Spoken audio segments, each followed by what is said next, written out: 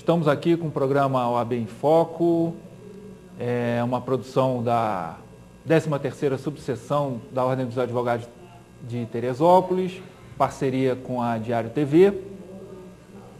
E hoje eu tenho um prazer muito grande de ter aqui no programa para conversar com a gente, para bater um papo sobre a prática da advocacia em nossa cidade. Dois advogados militantes com uma certa distância de tempo entre a atuação na advocacia. Eu tenho aqui o doutor Agenor Viana Filho, que com certeza 9 entre 10 telespectadores, se não conhece pessoalmente, já ouviram falar, que é um prazer ter aqui ao meu lado, uma figura com certeza ilustre da advocacia em Teresópolis. Obrigado. E aqui, do meu lado direito, o doutor Stefan Alves, que se formou no ano passado, milita hoje na advocacia de Teresópolis, especializado em direito previdenciário, direito fiscal também, e, conforme eu falei, uma distância um tanto grande separa os dois. Eu tive a surpresa de saber que o Stefan nasceu no ano que eu me formei. Então eu também me coloco aqui numa geração diferente, né? E a gente tem o doutor Agenor aqui que estava falando com a gente, ele se formou em 1976. Né? Eu tinha, não me interessa quantos anos, mas eu ainda era novo, estava no colégio. Então a gente hoje vai ter um bate-papo interessante aqui com relação a essa visão dessas gerações diferentes com relação à advocacia.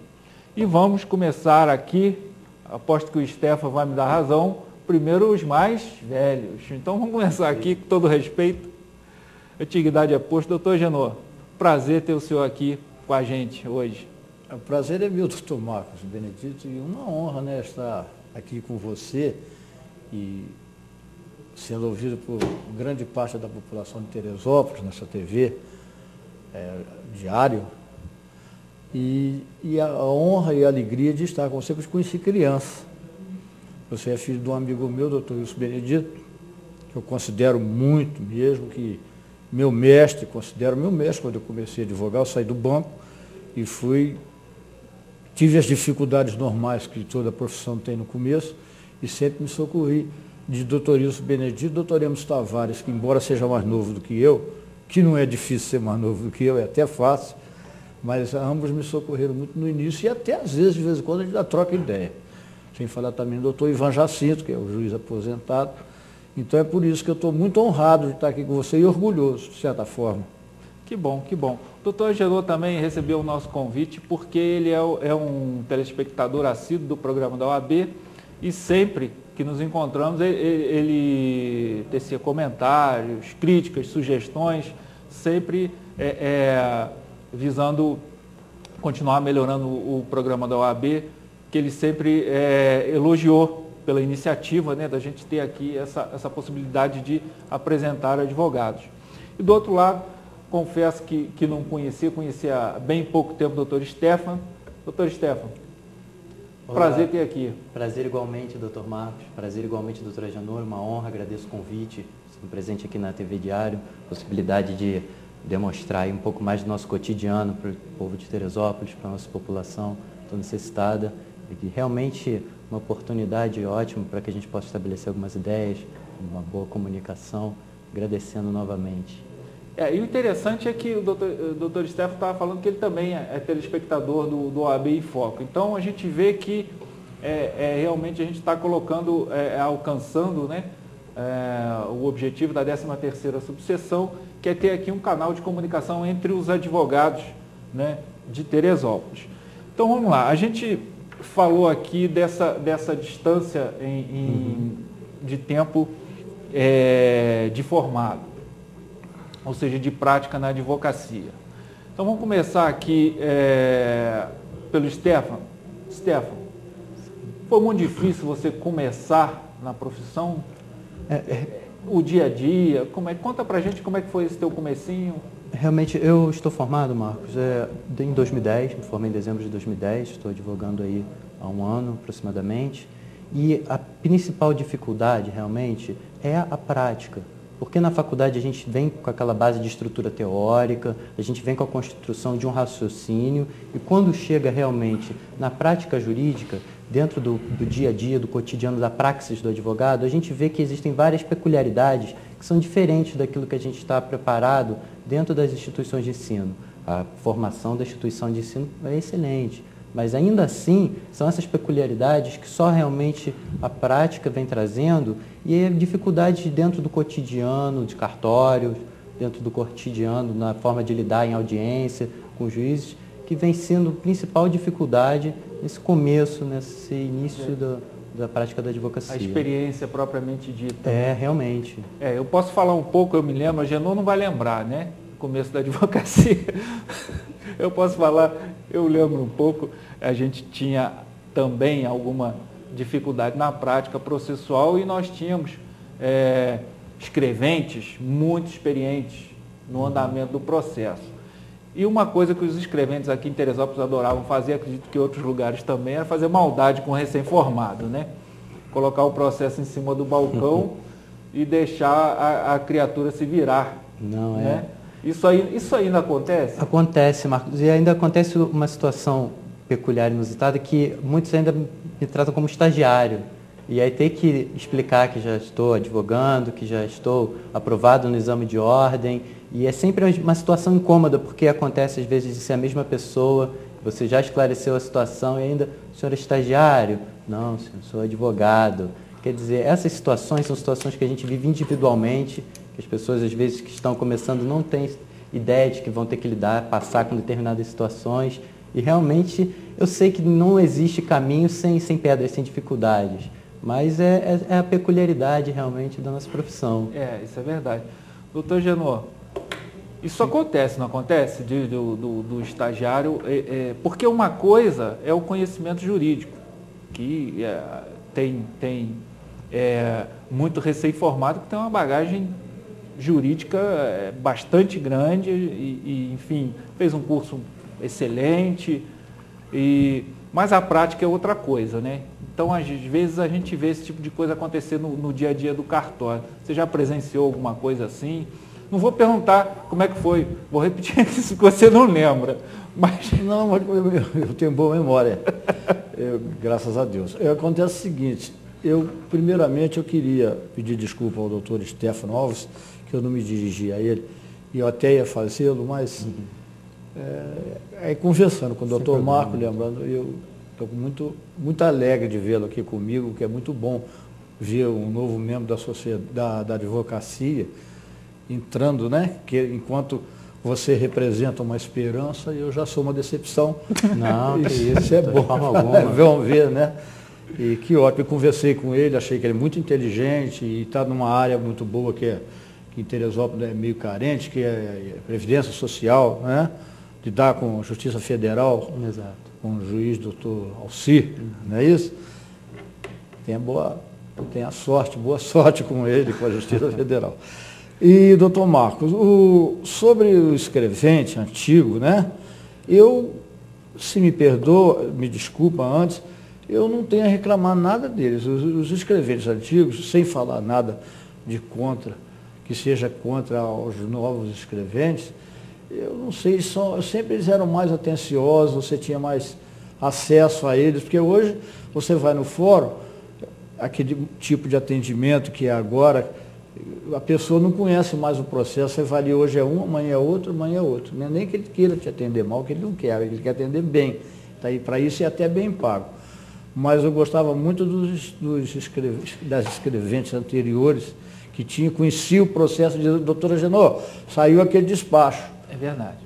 Não tinha que pegar papelote lá fora, não precisava nada disso. Eu cheguei a pegar essa fase da advocacia, não estou criticando, eu mencionei a maldade que eles faziam com os recém-formados, com os estagiários, né?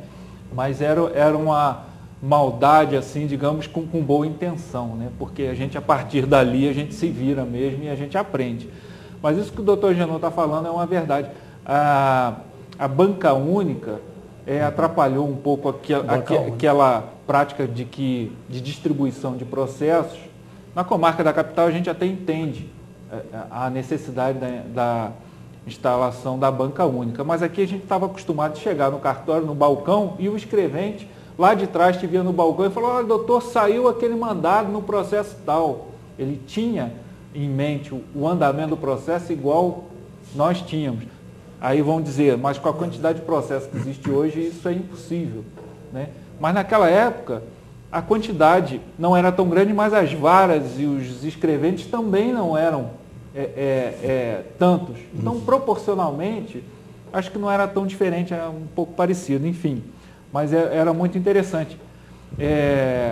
O doutor Stefan talvez também não tenha apego à questão da gente se dirigir à mesa dos escreventes para tratar dos processos. A gente não era atendido no balcão, né? A gente se dirigia diretamente a quem processava determinado processo. Né? Realmente isso é uma situação que, dentro da prática que eu estou construindo, parece inimaginável, impensável. Começar porque a forma de acesso é cada vez mais distante. Cada vez mais a gente está dependente dos meios eletrônicos, cada vez mais a gente realiza tudo de uma forma impessoal. A impessoalidade que estão construindo dentro do judiciário tem vários problemas em termos da atuação da relação humana, o fato de você chegar, conversar, expor o problema, buscar o melhor caminho para determinadas situações, o que não necessariamente é uma situação que fosse ruim, que tivesse que ter sido abandonada dentro das reformas do judiciário que nós vivenciamos. Realmente, por exemplo, a banca única, as petições demoram uma eternidade quando distribuídas no projeto para serem juntadas nos juizados especiais cíveis.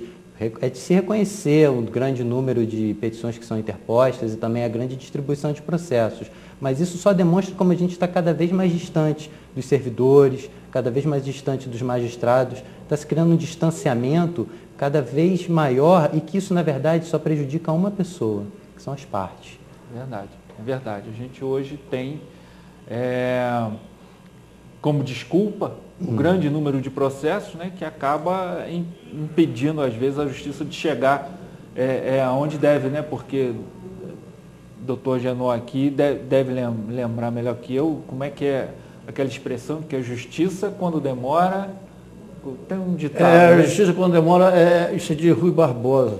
A justiça tardia é injustiça. Exatamente. Sabia que alguma coisa de Rui Barbosa ele ia lembrar, né? Então, a gente está aqui hoje com essas diferenças e a gente vai prosseguir já num bate-papo com o doutor Genô, doutor Stefan. Vamos para um breve intervalo e a gente já volta.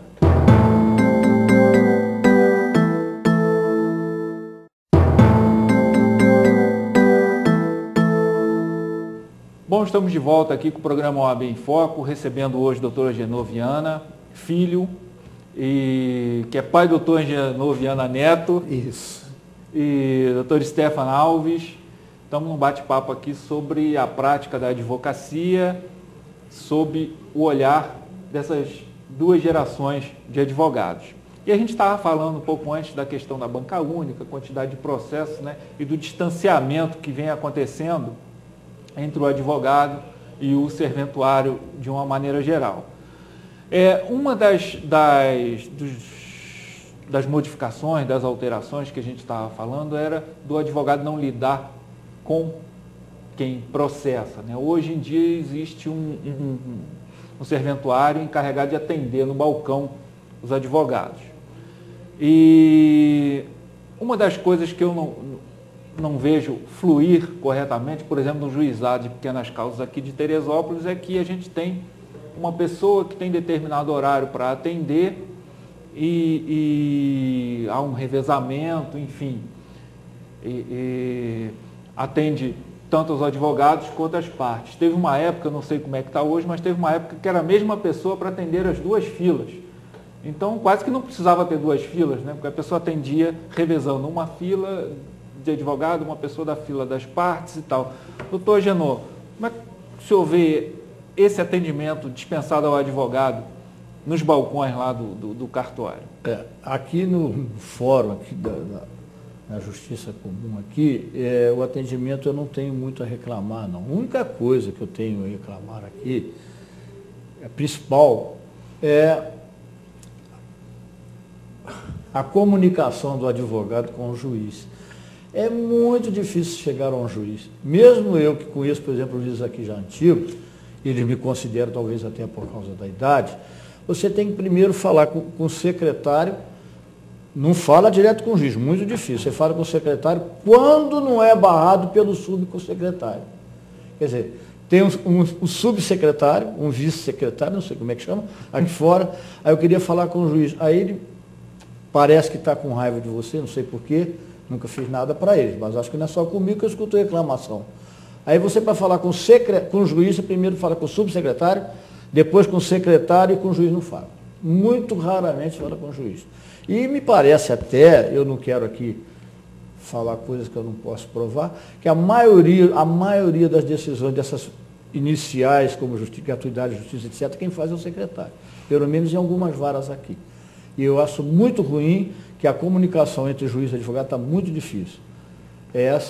E no juizado especial, que eu já raramente vou lá, eu só vou quando é um cliente meu, que tem uma causa lá, eu só tenho que ir, não posso omitir o serviço, mas o atendimento no juizado especial, para você ter uma ideia, doutor Marco, é horrível, péssimo.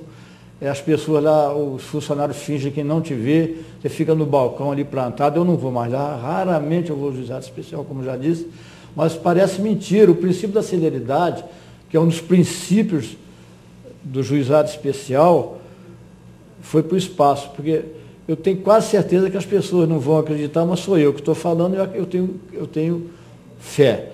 Eu tenho um processo no juizado especial cível de 1998, é o processo número 72 do juizado especial cível de Teresópolis. Quer dizer, tem 14, 98, 10, 12, 13 anos um processo de juizado especial. Aí vai perguntar, mas por quê? Pode parecer inércia do advogado, não é não. É porque tinha uma ação contra uma pessoa, a pessoa morreu, aí a ação passou para a esposa dele, ela morreu, foi feito o inventário, então o que eu tive que fazer? São muitos filhos, né? Então eu mandei citar, de acordo com o Código de Processo Civil, o inventariante, que é quem representa o espólio. Um juiz que tinha aí, Teresópolis, graças a Deus foi embora, ele achou que eu tinha que citar herdeiro por herdeiro. Como? Eram 8 herdeiros, um mora aqui, o outro mora ali na Baixada, em não sei aonde, outro mora em São Paulo. Eu dei graças a Deus que não era o Bin Laden, que o Bin Laden eu acho que tinha 50 e poucos filhos. Se fosse ele, o processo ia ficar lá eternamente. Ele está lá desde 98, e isso que eu estou falando, até o advogado ex-adverso do outro lado entrou no processo quando ali não tem agravo de instrumento. Eu reclamei da decisão dele, o advogado do outro lado disse que eu tinha razão e que era isso mesmo. Eu sei que eu não posso entrar no juizado especial contra um espólio, mas ali não tinha jeito, porque entrei contra uma pessoa que morreu, entrei contra a esposa, que morreu, tinha um espólio, tem que ser contra o espólio. Então o processo está lá até hoje, 98 que eu estou falando, não é 2008 não. Está lá o processo do juizado especial, quem quiser ver, me pede o número depois fora do ar que eu dou, com o maior prazer. E é no juizado, hein? Juizado especial. Que há o princípio da celeridade que se esborou, né? Um termo assim antigo, mas eu acho que não dá para falar. Doutor Estevão, percebe essa dificuldade? Não, com certeza. Antes de começar o programa, confesso até, Marcos, estava conversando com a doutora Genoa e fiquei surpreso ao saber que exatamente nosso tema, essa diferença entre a prática durante esse tempo, na época dele era comum despachar, inclusive, sem petição, o que eu compreendo como inimaginável. Eu jamais conseguiria, assim, compreender e conceber essa ideia de dirigir pessoalmente ao juiz sem petição, fazer o requerimento e receber a prestação jurisdicional nesse mesmo momento. Você sente dificuldade de ter acesso ao juiz? Sim, realmente a maioria, não podemos generalizar, existem exceções em todas as áreas, em todos os lugares, na vida, nas profissões, existem as exceções. Mas, em geral, na grande maioria, realmente existe uma dificuldade. Eu diria que os juízes estão blindados Cada vez mais é um óbice muito grande você se dirigir, são sempre os secretários que lhe atendem. É realmente uma situação constrangedora, não pelo fato de que a gente chega com a expectativa de falar com o juiz, não, mas é porque a gente está ali pelo nosso cliente, pela parte, buscando resolver os problemas. São sempre assuntos sérios a serem tratados. E você receber sempre essa não prestação no serviço jurisdicional, que é um serviço público, eu acho que é importante criar essa consciência também, Marcos. Também comentando, seguindo o raciocínio do doutor Agenor, que é o seguinte: o serviço jurisdicional é um serviço dentro de uma relação quase que de consumo. Eles precisam criar essa consciência de que o serviço deve ser prestado sempre da melhor forma possível. Então, se tem um meio de que essa forma seja prestada, e esse meio é permitir o acesso ao juiz, não há por que negá-lo. Não há por que negá-lo. Qual seria a justificativa para que a gente não possa se dirigir pessoalmente ao juiz? É uma prerrogativa, está prevista no Estatuto de Ética, que a gente pode se dirigir pessoalmente ao magistrado? Qual óbice? Eu não compreendo realmente. Eu me surpreendi sabendo que na época do doutor Agenor funcionava ainda pelo menos dessa forma. Eu até posso dizer que na época do Agenor, na minha também, né? Que a gente chegou a ter muita facilidade, né, de acesso aos juízes, para despachar, inclusive sem petição. Era comum a gente apanhar o processo se você já pediu, já requeriu determinada coisa no processo e aquela coisa não aconteceu e não houve resposta, você pegava o processo, ia para o juiz e dizia: olha, eu requeri isso assim, assim, sem precisar fazer outra petição reiterando. Era comum. E era comum o juiz falar: deixa o processo aí, doutor, que eu vou dar uma olhada. E dava.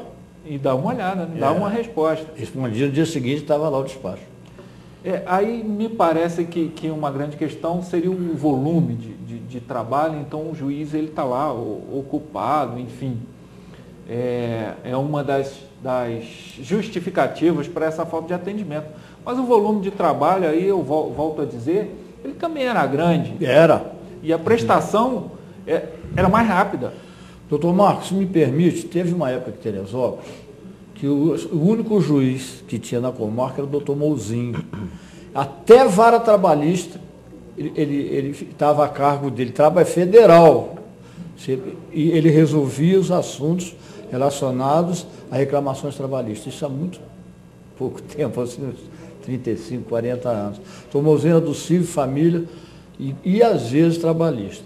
Então, e pior ainda, que atrapalhou a vida do advogado, que parece que eles fazem lei só para trabalhar, e o Supremo ainda legisla, quer dizer, ele invade a área do legislativo, quando ele julga uma causa lá, não sei se é habeas corpus, não me lembro, mandado de segurança, que ele acha que o advogado não deve, não precisa, não tem necessidade de entrar nos cartórios, que é ao arrepio do Estatuto da OAB, que diz que o advogado tem acesso, tem entrada livre em qualquer sala pública, em qualquer estabelecimento público, cartório, prefeitura, qualquer lugar, mesmo depois dos cancelos. Eu gosto muito dessa palavra porque ela era bem forte. Depois dos cancelos, quer dizer, cancela, você, hoje tem que é cancelo mesmo, é cancela, você não entra. Você chegava, levantava, entrava, ia lá, conforme o doutor Marco já falou, e conversava com o escrevente, pegava o processo e via. Hoje você fica lá nos cartórios com espaço exíguo, que cabe 6 pessoas, já está superlotado, você não tem nem lugar de ver o processo. Aí você tem que pedir vista fora do cartório, até o juiz julgar, despachar que você pode ter vista fora do cartório, quer dizer, é uma coisa que até a lei permite. Você tem 5 dias, mas você não pode ir no cartório, no balcão, porque está cheio de gente. Falatório. Você vai no cartório, por exemplo, aqui do distribuidor, não cabe lá 4 pessoas. Vai ser atingido, não cabe. A segunda vara é um cartório que não cabe ninguém, todos, né? Só a primeira vara que tem um espaço um pouquinho maior.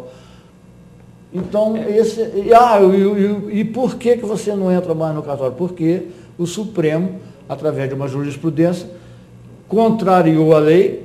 Isso aí teria que ser, então, votado, né, pelo Congresso Federal para tirar esse artigo do Estatuto da OAB. Como é que você pode confiar numa justiça que julga contra a lei? Isso nem é jurisprudência, não era quando foi a primeira, né? Agora é.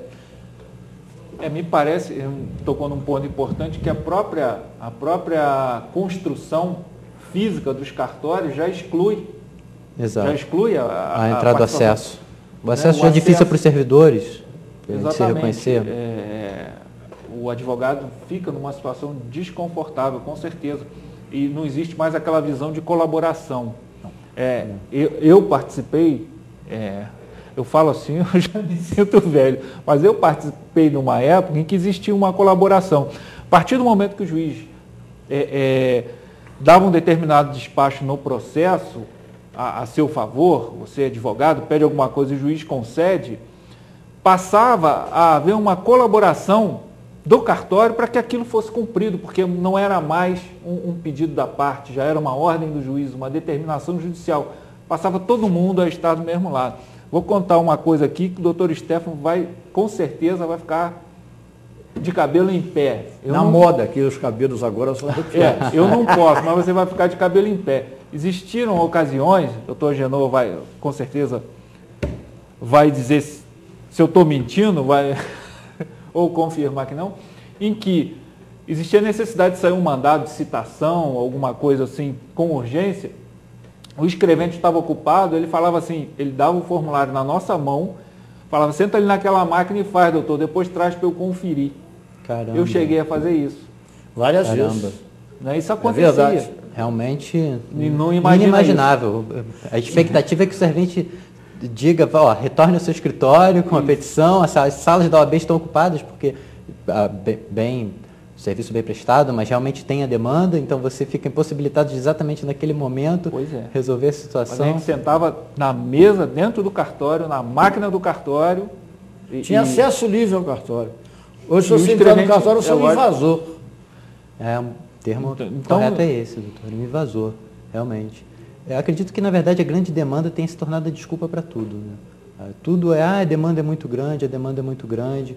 É de se reconhecer que a demanda é grande, mas as soluções também existem, as soluções são possíveis e eu acredito que, mais ou menos, dentro do princípio que eles tanto priorizam da impessoalidade, o princípio administrativo previsto na Constituição, eles, na verdade, subverteram esse princípio em que os servidores eles estão virando máquinas.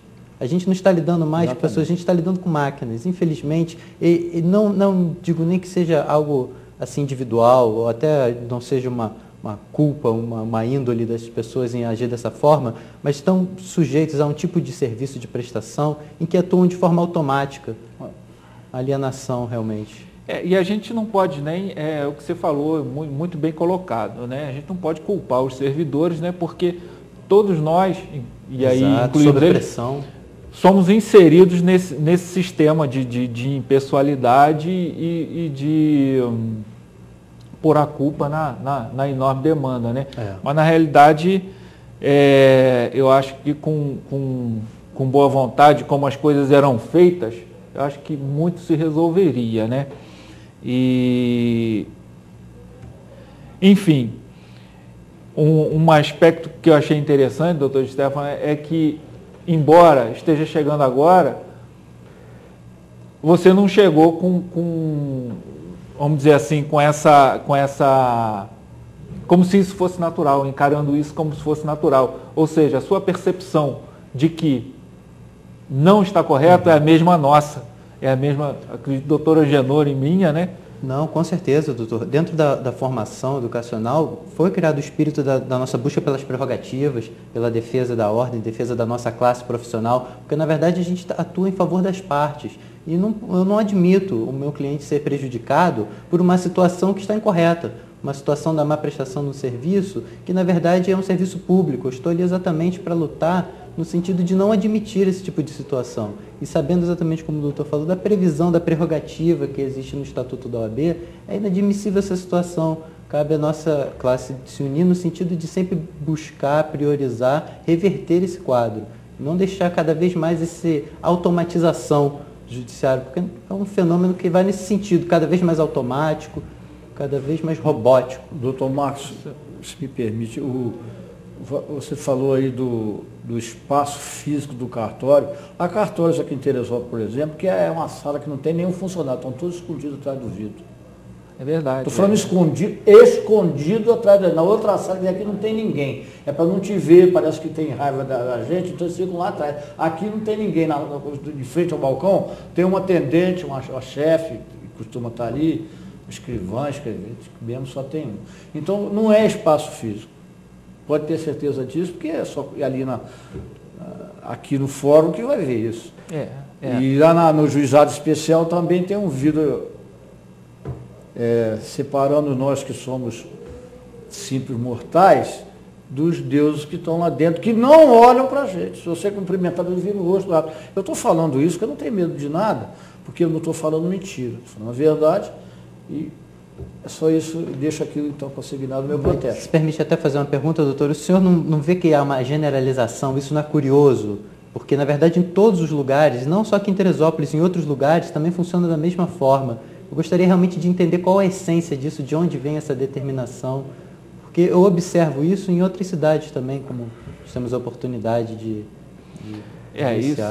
isso me parece que é geral, né, e caminha nesse sentido do distanciamento, né,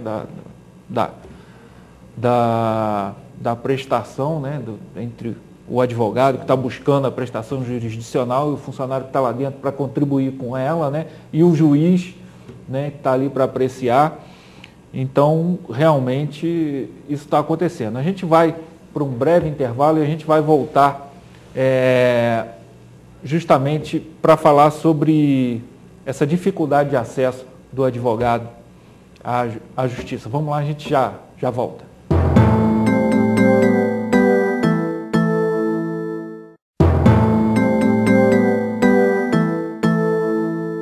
Bom, estamos de volta com o terceiro bloco do programa OAB em Foco, recebendo aqui hoje duas gerações da advocacia de Teresópolis. Estamos conversando um pouco sobre o dia a dia do advogado no fórum. E uma das coisas que vimos anteriormente foi a dificuldade de acesso, o espaço exíguo, tanto para os advogados quanto para as partes, né?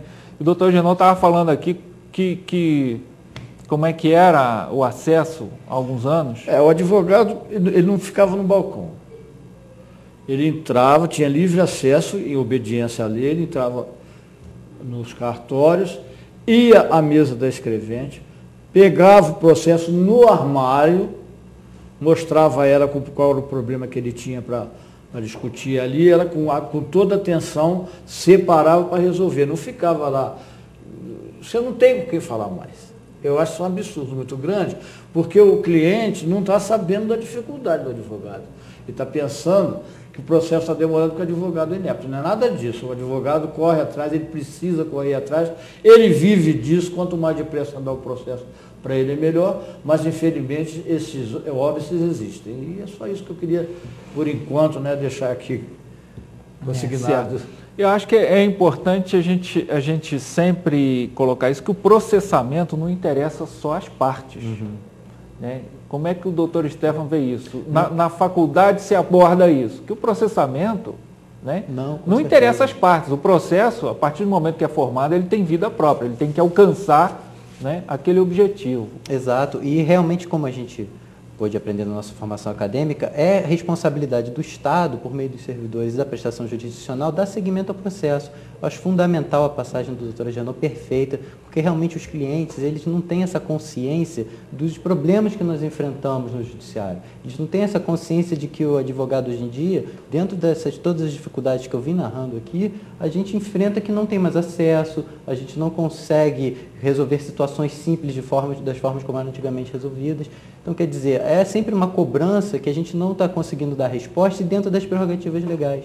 Ou seja, é um procedimento simples de você dar andamento a um processo, não consegue, de repente, dentro de situações específicas, levar esse processo adiante, simplesmente porque não só a demanda é muito grande, mas por todos os problemas que a gente veio narrando. Então, realmente, é uma dificuldade muito grande que eu sinto, dentro do início já da profissão, realmente é uma situação que deve ser levantada, é muito importante a participação, assim como no presente programa, para poder trazer à tona isso, para que as pessoas e os nossos colegas de classe tenham consciência disso, consciência de que é a hora da gente realmente trazer à tona essas questões. E quando um escrevente demora dar andamento no processo, ele está transgredindo a lei, porque o Código de Processo Civil e o penal tem prazo. Eu só vejo prazo aqui para advogado. 5 dias para falar sobre isso. 10 dias para... Você às vezes fica com um processo, além do prazo, 10, 15 dias, você já é intimado com ameaça de mandar para a OAB a sua falta. E eles não respeitam o prazo, infelizmente. Eu acho que todos são iguais perante a lei, porque é só o advogado que tem que respeitar. Eu acho que 20, 30 dias para juntar uma petição é Não, realmente essa situação é lamentável, doutor. Uma situação... Bom, agora vamos propor aqui, doutor Genô me ajuda, ao doutor Stefano um exercício de imaginação. Imagina, você vai despachar uma petição com o juiz, você entra no gabinete dele e a primeira coisa que ele faz é pedir para você sentar, você já entra com o processo embaixo do braço, a petição solta, sem estar protocolada, e apresenta o processo para ele, ele não abre o processo e pergunta, pois não, doutor, o que está acontecendo aí? Você imagina isso? Você explica para ele o que está acontecendo no processo e o que você está pedindo na petição? Imagina? Na verdade, de forma alguma. Em algumas exceções ainda a gente tem esse raro prazer de ser atendido dessa forma, mas na grande maioria dos casos aguarde, essa petição não sofre de urgência, não há necessidade de avaliar isso agora, sem sequer ter visto do que se trata. Então, quer dizer, realmente é uma situação lamentável que realmente... Então eu vou dividir aqui, não vou poder dividir com o senhor, mas vou dividir com o doutor Genô, que eu já tive o prazer dessas ocasiões, né? Eram muito mais comuns, né? Tem até episódios pitorescos em que o juiz perguntava o que o advogado estava querendo, e o advogado, eu queria isso assim, e o juiz ia escrevendo. Tem um caos aqui, né? Doutor Genô, que é um grande contador de caos, tinha uma coluna no jornal aqui e contava muito para a gente. Então que o advogado chegou, doutor, eu estou requerendo aí, digamos assim, o despejo da parte. Pois não, despejo. Queria que Vossa Excelência determinasse o auxílio de força policial, que determinasse o arrombamento. Mais alguma coisa, doutor? Não, só isso. Aí devolvia a petição e o advogado falava assim, Vossa Excelência esqueceu de assinar. E o juiz falava, não, assina você, o despacho é seu. Né? Esse caso é famoso aqui, né? Então tem extremos também, né? Tem abuso de petição, né? Mas esse bate-papo com o juiz era comum, não é? Claro, bom. É melhor até que tem pessoas que são prolixas. Quer dizer, inclusive eu acho que eu sou também, faz a petição muito grande, aquilo fica... Então você vai, o juiz fica cansado de ler, o juiz não tem tempo de ficar lendo, primeiro que ele conhece a lei. E a jurisprudência, se tiver dúvida, ele vai pesquisar. Você não precisa botar, no meu modo de advogado, que eu aprendi, botar assim, sobre um assunto corriqueiro, uma opção de jurisprudência, o juiz não vai ler aquilo, não, eu tenho certeza que não lê. Ou um ou outro, a não ser que haja algum, bem, como dizia antigamente, Caxias, que pegue para ali, mas não acredito não precisa e conhece a lei. Pelo menos é presumível. Em tese, né? Em tese, é presumível. Bom, a gente tem um outro aspecto aqui, vamos aproveitar aqui o doutor Stefano que está aqui, que está na mídia nos últimos dias, que foi com relação ao exame de ordem. A gente teve aí, a gente vinha tomando vários sustos com relação à baixa aprovação dos bacharéis, né, nos exames da ordem. E temos aqui o doutor Stefano, que recentemente passou por esse exame. Como é que foi, doutor? Realmente, onde sob o seu ponto de vista, evidentemente, não estamos aqui para ditar normas, mas no seu ponto de vista, onde é que está o problema para um nível tão grande de reprovação? Olha, com sinceridade, Marcos, o problema está nas instituições de ensino. Você passou? Eu passei no exame? Passei no exame de ordem, o primeiro exame que eu prestei foi aprovado, o último exame da banca da Universidade de Brasília CESP. E, na verdade, Marcos, o que acontece é que realmente houve uma banalização no ensino jurídico. Aqui em Teresópolis ainda temos oportunidade, tive uma boa base na Fundação Educacional Serra dos Órgãos, não há do que me queixar da minha base na faculdade, foi muito boa, mas realmente temos outras instituições de ensino no país que não estão preparando as pessoas para a advocacia. Eu não faço ideia do que as pessoas estão estudando naqueles cursos, porque o exame de ordem é difícil, realmente é difícil, exige uma preparação muito grande, uma dedicação, estudo profundo da área que eu escolhi para realizar no exame de ordem, foi na área do direito tributário, mas ainda assim, a instituição de ensino, quando dá as fundamentações iniciais para os alunos, eles se tornam aptos a passar no exame de ordem. O que acontece realmente é que situações de alunos que estão em outras instituições, eles estão sendo iludidos. Eles entram naquela instituição com o sonho de que vão advogar e, na verdade, sequer estão sendo avisados da grande epopeia que eles vão ter que enfrentar no exame de ordem, porque, na verdade, se tornou uma epopeia. O índice de reprovação altíssimo demonstra como 90 faculdades no país sequer aprovaram um aluno. Ou seja, isso é um sinal de que o que está acontecendo, na verdade, é uma responsabilidade, sobretudo, do poder público. O MEC, como o Ministério da Educação, tem uma responsabilidade e uma culpa enorme em não fiscalizar essas instituições da forma como deveria, e não exigir dessas instituições o ensino prestado com clareza, com a profundidade devida. Então, na verdade, eu acho que o caminho é realmente por aí, você exigir mais e valorizar o curso do Direito, que é um curso belíssimo de aprimoramento não só profissional, mas pessoal, sobretudo. Você vê, e a gente está ouvindo isso, doutor Genaldo, de um cara que se formou agora, no ano passado, né? Então, eu sou frontalmente contrário ao exame da OAB. Primeiro, que eu acho que isso é uma comercialização do ensino.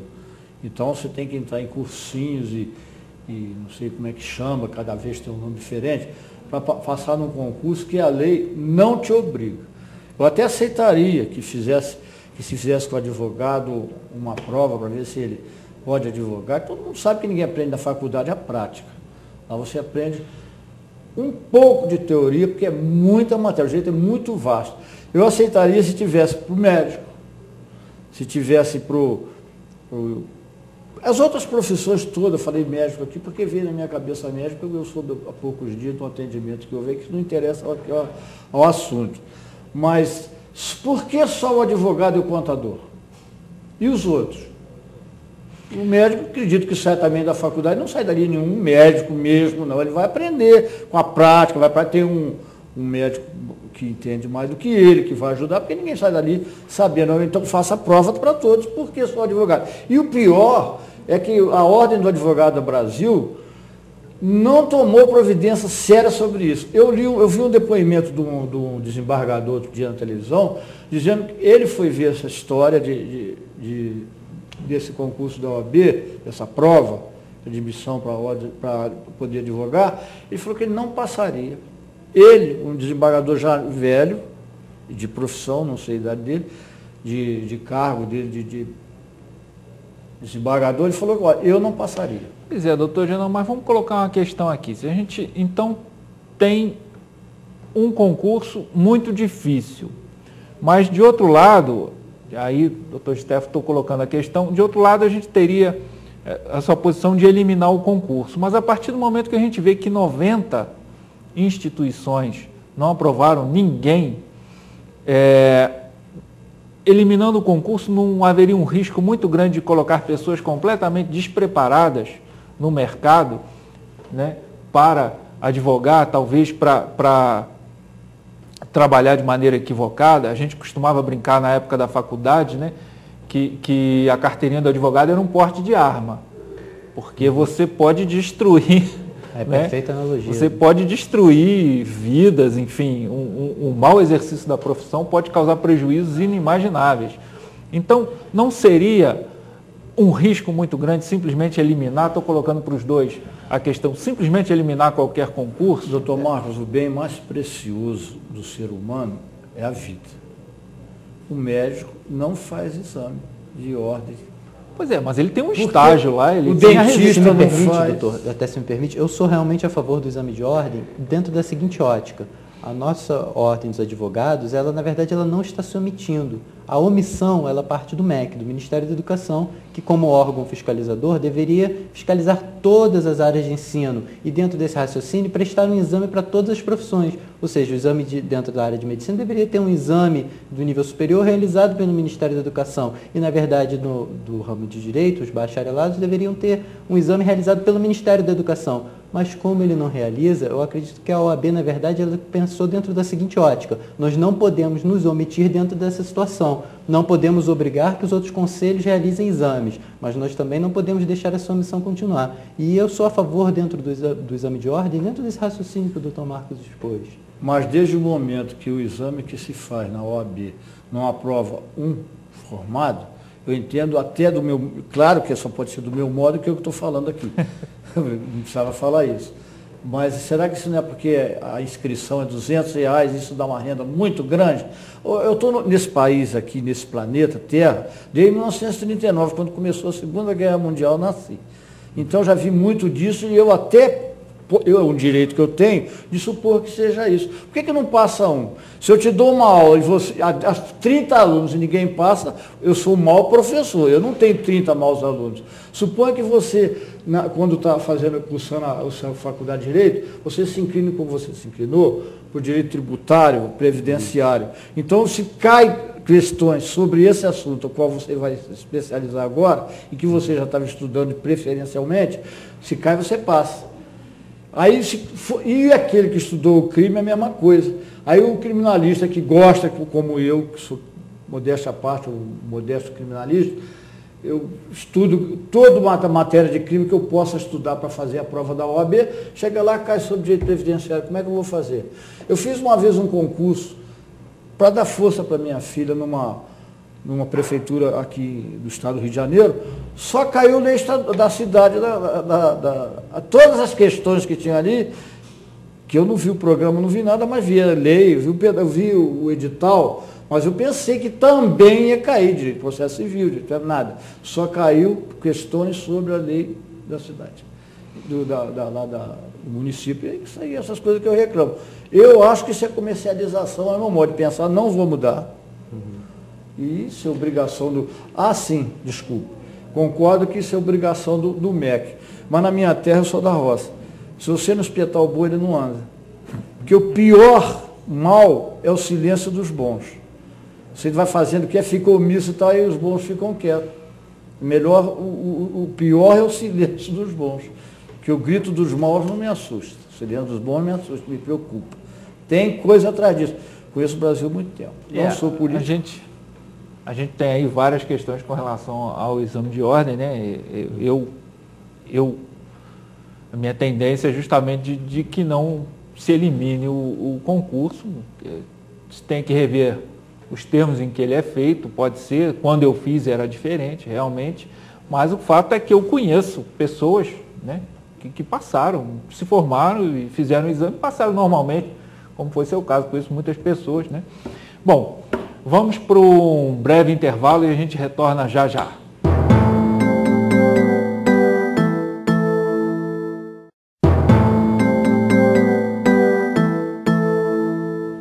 Então estamos de volta com o programa OAB em Foco, recebendo aqui o Dr. Angenor, Dr. Stefan, duas gerações de advogado, e estamos percebendo aqui pelo bate-papo que no fundo a gente não vê muita diferença, né, no exercício da advocacia. Embora exista essa diferença do tempo que eles estão formados e advogando. E a gente estava conversando aqui com várias coisas, várias práticas, não vamos dizer de antigamente não, porque eu participei delas, eu não quero usar esse termo, mas, e a gente tem aí, de outro lado, coisas que para nós, né, Dr. Angenor e eu, são novidades, né? O processo eletrônico, por exemplo, é uma novidade para a gente e eu não sei como é que é para o doutor Stefan. Eu costumo dizer o seguinte, eu acredito que muitos telespectadores passam por isso. Quando eu tenho um aparelho celular, um aparelho eletrônico, computador, eu tenho alguma dificuldade, eu chamo minha filha para resolver, porque ela já nasceu com isso na cabeça. Então ela resolve. Então eu não sei se o advogado que está se formando agora, ele já traz isso. Como é que é essa questão do processo eletrônico, por exemplo, no seu ponto de vista, doutor Stefan? Doutor Marcos, eu reconheço que eu tenho facilidade, realmente, lógico, pela cultura digital que eu fui criado, de lidar com o processo eletrônico. Entendo como um caminho sem volta. Realmente a tendência é a digitalização dos processos, ou seja, isso significa que não vai haver mais processo de papel, vai ser todo processo digital. No mesmo sentido, a OAB está promovendo os cursos do FIC Digital para realmente preparar os advogados nessas áreas, mas é de se reconhecer que ainda existe muito para evoluir também no processo eletrônico. Mesmo tendo facilidade, doutor, de acessar esse sistema, de saber lidar com o processo eletrônico, existem ainda muitos entraves, muitos óbices que estão atrapalhando realmente a prestação jurisdicional, o atuar como advogado. Dentre eles está o acesso aos processos em que não estamos vinculados dentro da prerrogativa da OAB, no qual a Justiça Federal estava impedindo o acesso aos processos, somente aqueles advogados que interpusessem, apresentassem procuração, se vinculassem ao processo, poderiam ver as peças, o que é um absurdo e que recentemente foi revertido no Conselho Nacional de Justiça, dentro das suas resoluções, que obriga a Justiça Federal a retornar o pleno acesso ao processo eletrônico, só que ainda não foi implementado. Também o processo eletrônico está sendo incluído agora na Justiça Estadual, está vindo em breve, todas as varas da Justiça Estadual também vão ser por meio de processo digital, processo eletrônico, mas realmente é uma mudança brusca, uma mudança que, como estávamos conversando anteriormente, demonstra cada vez mais a mecanização, cada vez mais a impessoalidade, cada vez mais a distância, cada vez menos você vai conseguir ter acesso a quem realmente vai resolver a causa, ou seja, cada vez menos você vai ter acesso aos servidores, vai ter acesso ao juiz, ou seja, realmente estamos indo para um caminho sem volta, mas um caminho que tem muitos perigos. Um caminho que a gente deve estar sempre atento dentro da nossa profissão para não deixar nunca nossas prerrogativas serem violadas. Muito bem. Doutor Agenor, processo eletrônico, peticionamento, vamos chamar assim, digital, como é que o senhor encara isso? Eu encaro com otimismo. As dificuldades iniciais são até previstas e toda mudança traz reclamações e obstáculos, mas eu só no começo, agora não gostei, foi dessa história de você não ter acesso ao processo, porque há documentos que você tem que examinar no original, ao vivo, né, como se diz na televisão. Então eu fiquei muito frustrado quando eu fui ver um processo, para ver se eu podia pegar a causa, se eu ia patrocinar o meu cliente. Eu fui lá na Justiça Federal e pedi para ver o processo, disse que não podia, só através da internet. Tudo bem, ordem é ordem, mas é uma ordem legal, porque o advogado, pela lei, tem acesso ao processo livre acesso. O doutor Stefano já está acendendo uma luz na escuridão, dizendo que já está mudando, né? já tem acesso. Esperamos, né, doutor? Eu até acho que pode ser eletrônico, mas, paralelamente, o advogado, eu quero ver o processo, está aqui. Petição eletrônica, que quem faz, trabalha com computador, sabe que você mora, mas o processo você tem que examinar na mão. Aquela frase famosa, em latim, né, mitere digito in loco favoloro, quer dizer, meter o dedo na chaga, igual Tomé fez com Jesus Cristo. Você tem que ir lá e ver, principalmente no crime, você tem que ver o processo, ver o documento, ver com a mão, sentir o processo. O negócio de televisão eletrônico, eu gosto, vai dar certo, mas vai demorar bem. Vai para ficar com livre acesso para todos e sendo prático, que é o interessante, mas eu não sou retrógrado, recebo com bom grado. Então é isso aí. Realmente a gente entende que é um caminho sem volta, né? É uma discussão aqui que a gente coloca para os telespectadores advogados que realmente não tem volta. Mas a gente vai aproveitar o programa, o doutor Stefano vai me perdoar aqui de pedir ao doutor Agenor, não vou deixar o doutor Agenor ir embora sem contar um caos. O senhor vai ter que contar um caos para a gente. É um enorme prazer compartilhar da experiência do doutor Agenor. É um caos mesmo. Eu tomei conhecimento de um caos que havia uma briga judicial, uma contenda, onde que entrou com a ação, o autor da ação, ele estava vindicando uma coisa muito difícil para ele, e o advogado falou com ele, a sua ação é muito difícil de ganhar. Aí ele falou assim, não, deixa que eu resolvo as coisas do meu jeito. E então, ele falou assim, eu vou mandar um presente para o juiz. Você mandava um presente para o juiz, eu conheço esse juiz, ele é muito sério, muito honesto, aí é que você perde mesmo. Se você mandar uma leitura para ele, só nas vésperas do julgamento, aí não ouviu o que o advogado falou, foi numa cidade vizinha, comprou uma leitura, assou direitinho e mandou para o juiz. E o advogado dele teve uma surpresa muito grande, que a decisão saiu a favor dele. Ele falou, meu Deus, não sei que o camarada está certo, mas mandou uma leitor para o juiz e ganhou, chamou ele aqui, vem cá, você mandou uma leitor para o juiz, você ganhou a ação, que a ação você ia perder. Ele falou, não, mandei, mas não mandei meu nome não, mandei o nome do réu. É só isso, é um dos cálculos que eu conheço. Isso foi lá em Sapucaia, não, né? Não, Sapucaia não existe isso, não, lá pessoal. O doutor Janot, para quem não sabe, ele não pode andar na rua em Sapucaia 2 passos, ele para, ele é... Tem muito amigo lá, graças a Deus. Figura histórica. A gente teve uma ocasião que ele tinha um processo lá com meu pai, faziam um júri, e eu fui junto, né? Aquela curiosidade de recém-formado na época. E o doutor Janot não dava 2 passos na rua sem parar com alguém, né? É, pessoa que me parava. Aí chegou no júri, o corpo de jurado lá sorteado, acho que ele chamava todo mundo pelo apelido, né? Aí eu entendi por que meu pai chamou o doutor Janot para ir junto.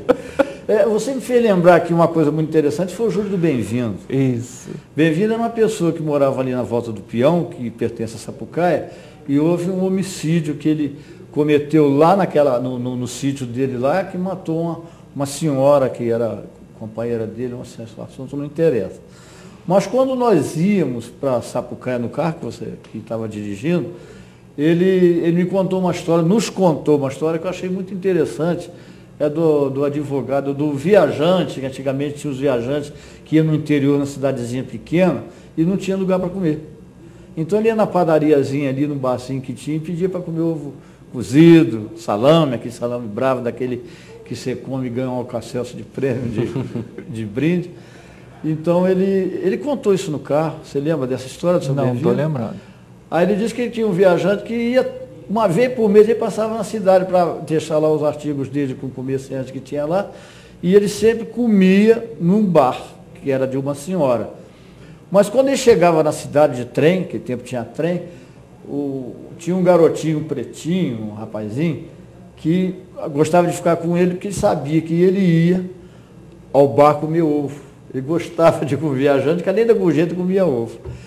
E um dia ele não tinha dinheiro, ele não tinha banco na cidade, naquele tempo não tinha cartão de crédito, não tinha nada, mas ele conhecia a dona do bar, falou, olha, do botequim, eu não tenho dinheiro, eu quero comer aí uns ovos aqui com garoto, com pão, e eu queria ver se eu posso pagar quando eu voltar. Não tem problema não, quantos ovos você quer? Ele deu uma dúzia de ovos para ele cozido, ele comeu com o garoto e viajou, foi embora. Acontece que quando ele chegou no lugar dele, na fábrica que ele representava os produtos, eles transferiram ele para outro lugar e ele não voltou para pagar.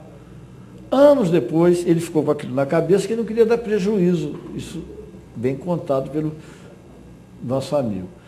Aí ele falou, passou assim uns 3, 4 anos, ele voltou na cidade só para pagar, quer dizer, para rever os amigos e para pagar, e procurou a dona do boteco e falou, olha, eu vim aqui pagar aquela despesa que eu fiz aquele dia dos ovos. Falei, mas não é aquele preço mais não.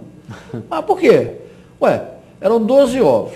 Se eu tivesse posto para chocar, tinha nascido 12 pintos, entre machos e fêmeas. Se eles tivessem criado o que eu poria para criar, aí fez a conta lá, mostrou uma enormidade de galinha que ela teria, com o prejuízo que ele deu para ela, que ele não pagou. Aí ele ficou em pânico, saiu dali. E disse mais, olha, e foi bom você vir aqui, porque eu soubesse que adivinhou, vai ter audiência amanhã sobre esse assunto aí, você foi citado por edital. Aí estranhou muito aquilo, mas ficou apavorado, né? Porque como é que eu vou pagar um dinheirão desse? E quando ele ia atravessando a rua assim, para ele mesmo ler o processo, que não tinha nem advogado, não sei se naquele tempo ele nomeava defensor, só um minuto, pode mais um minuto, só para fechar. Aí encontrou com um cidadão que veio num cavalo, que na roça, quando o cavalo, a pessoa mostra a riqueza naquele tempo, era com um cavalo encilhado com prata, era tudo de prata, rei, tudo de prata. Aí veio fazendo aquele barulho no paralelo, aí o camarada falou assim, o senhor não é fulano de tal? Ele quase que foi atropelado, ele falou, eu sou aquele viajante, pois eu sou aquele garoto que comia com o senhor, que andava com o senhor aqui na cidade. Ele falou, mas como é que você está com essa situação boa assim? Ele falou, não, eu me formei advogado e agora eu estou nessa luta aí de defender as pessoas. Qual a tua história? Ele contou essa história dos óculos. Ele fala, me lembro sim. Olha, eu vou fazer o seguinte, que hora que é a audiência amanhã? Meio-dia, olha, eu vou chegar um pouquinho atrasado. Você fala com o juiz que sou eu, que vou te defender. E diz a ele que eu vou me atrasar, porque eu tenho um compromisso lá da minha fazenda, que nós estamos fervendo os feijões, cozinhando, para plantar os feijões. Porque o feijão, não sei se você sabe, os feijões cozidos rendem mais do que o feijão cru. Aí ele foi lá, falou com o juiz falou, tá bom, eu espero, não tem problema não. Aí quando o juiz, quando ele não chegava, o juiz falou, olha, infelizmente eu vou dar a sentença. Aí escutou o barulho outra vez do cavalo, chegando na cidade com aquele estardalhaço, desceu. O advogado falou com o juiz, ô doutor, desculpe, mas foi um trabalhão na hora que tinha muito feijão para cozinhar lá. Mas para que você quer feijão afinal de contas? Não, porque o feijão cozido, aí ele falou com o juiz, feijão cozido dá mais feijão do que o cru. Ah, peraí, pô, feijão cozido não nasce, pô. Falou assim, pô, nem ovo. O cozido também nasce, não. É só isso. Curioso. Esse é o doutor Genor. O doutor Genor, um grande contador de causa jurídico, causa de advogado. Então, eu costumo dizer aqui no programa que o advogado é escravo do prazo e aqui a gente também é escravo do tempo. A gente, infelizmente, está chegando ao final desse programa e eu gostaria de agradecer aqui o doutor Genor Viana Filho, pai de Genor Viana Neto, também advogado aqui na nossa cidade, muito conhecido. Doutor Stefano, né, por estar aqui presente e dar as boas-vindas, né, porque, como disse, conheci há pouquíssimo tempo e acredito que muitas pessoas não conhecem. Temos aqui, com certeza, um valoroso colega aqui nos quadros da 13ª subseção.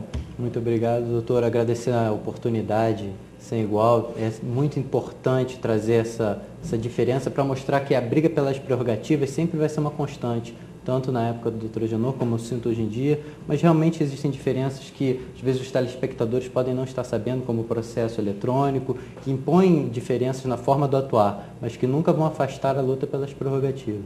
A gente agradecer ao doutor Genor, ao doutor Marcos pela possibilidade e pelo convite. Muito bom o nosso bate-papo.